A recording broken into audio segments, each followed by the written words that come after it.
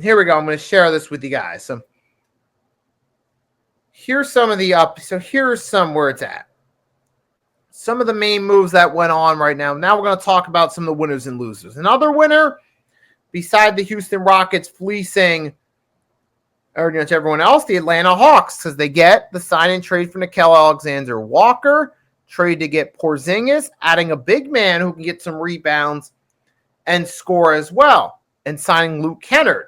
So they add some more depth to this team, and that could help them out, especially with Trae Young still being there, because one of the biggest things is they didn't really have a well-rounded team. Now you get a few guys that could actually help out on offense, a guy in Porzingis that can give you some defense and can get you some points, and Alexander Walker, who's a solid role player for the Timberwolves, now going to the Hawks, and you add Luke Kennard. That could be a win. That could definitely help out because now you're giving them more depth, and that could help them go from being a play-in team or maybe potentially a play-in team that actually does reach the playoffs, or maybe a 6 seed possibly.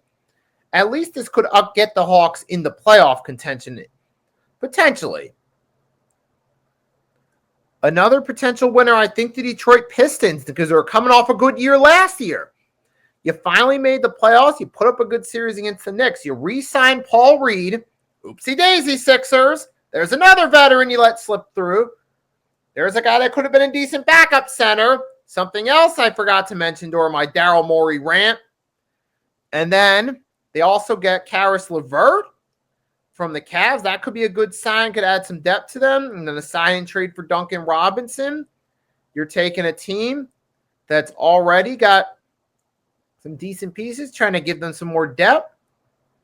Maybe this could potentially help the Pistons next year be more competitive and stay in the mix. And then another potential winner may be the Memphis Grizzlies now, because looking at what they did this whole offseason. Grizzlies, you got extended Jaren Jackson Jr. They were part of that trade with the Magic where they sent Desmond Bane, but in return they got Cole Anthony, Caldwell Pope, as well. That could help make the Grizzlies a better team next year. Maybe help them get a series win, possibly help them get past the first round, which has dreaded them for a while. So I could see the Grizzlies maybe being potential winners of this whole ordeal. And then another team, the Boston Celtics. Now Boston, they haven't gotten much player-wise. They got George Niang, Anthony Simmons, but they also got a bunch of future seconds. Now, it doesn't sound like much at first, but remember something. We're in an era where role players switch teams constantly. It's good for Boston to get those second-round picks, a team that has a good track record of getting the right guys in to the fold to be role players. Now what they're doing is they're getting a few guys that could have the potential to maybe, help to be replacement players, because that eventually come free agency every year, teams are going to lose role players. And by Boston having extra second round picks, they assure that they at least have an opportunity to sign guys that can be suitable replacements as for when that inevitably happens. So this actually is a good idea to get some future seconds, get some guys that could potentially help you out down the line. Well, I do have them as winners. Some of the potential losers in this one, I'll start with the Orlando Magic. And they got Desmond Bane, yes. They re-signed Mo Wagner, but they had to give up Cole Anthony and Caldwell Pope. Two key pieces in helping out that team last year. Now you bring in a Desmond Bane who was a solid player for the Grizzlies, but was never a true star. Now you're bringing him in, putting him to a team. You're basically taking Desmond Bane, swapping him from a Western Conference team that has a lot of young talent that couldn't do anything big in the playoffs, and take him to the Orlando Magic, another team in the same boat. Young, talented team, but can't really do anything big come playoff time. Okay, straight to the point, sports and entertainment. Thanks for stopping by. It's been a minute since I've seen you in the chat. Hope all is well. Right now, we're talking some NBA free agency winners and losers. Some of my winners, quick recap, potentially were the Grizzlies. that trade for Desmond Bane. They do get a few solid pieces. They're Cole Anthony's, Caldwell Popes, another potential winner, Boston, because now they get some future second-round picks that, even though it doesn't sound like much, being that nowadays teams trade role players all the time, those future seconds could come in handy when Boston needs suitable replacements for role players that go elsewhere. And then you also got the Pistons getting a Karis LeVert, re-signing Paul Reed. That could help them out going forward as well. And the Atlanta Hawks got a little bit more depth with their team. Porzingis adds a little bit of defense and some three-point shooting. Nickeil Alexander-Walker's a solid role player. Luke Kennard.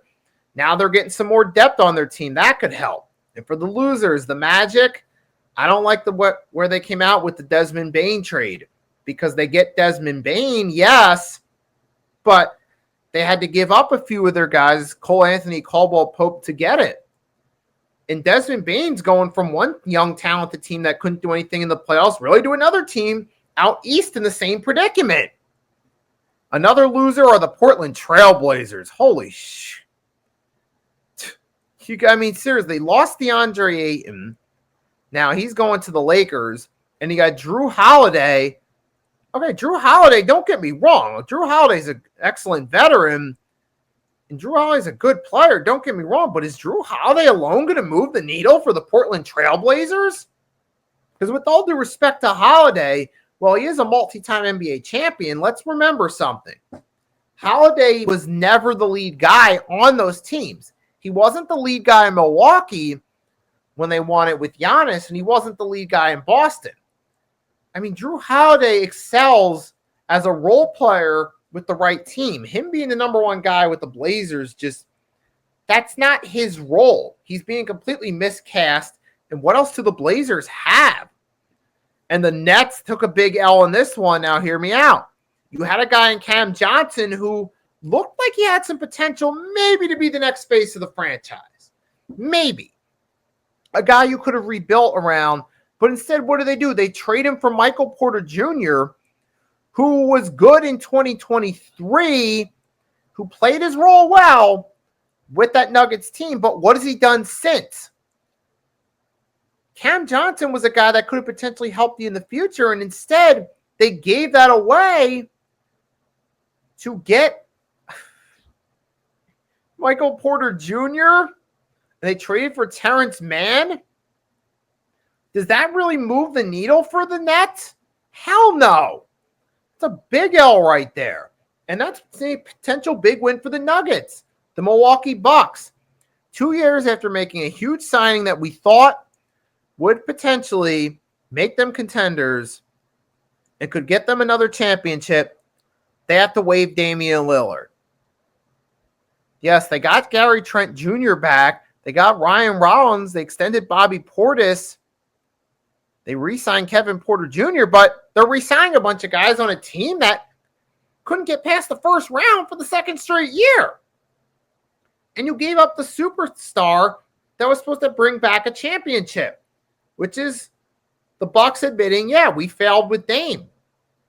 That's a big L for them right there. And I got to say the Lakers, man, because they didn't really do anything to move the needle to give me confidence that, oh, it's going to be different this time around the playoffs. While DeAndre Ayton's a nice signing, he doesn't move the needle for the Lakers. That gives me confidence. This time around, they're going to come back better out west against a potential competition such as a revitalized Nuggets team with Cam Johnson. Possibly the Clippers could still be a solid team. You got the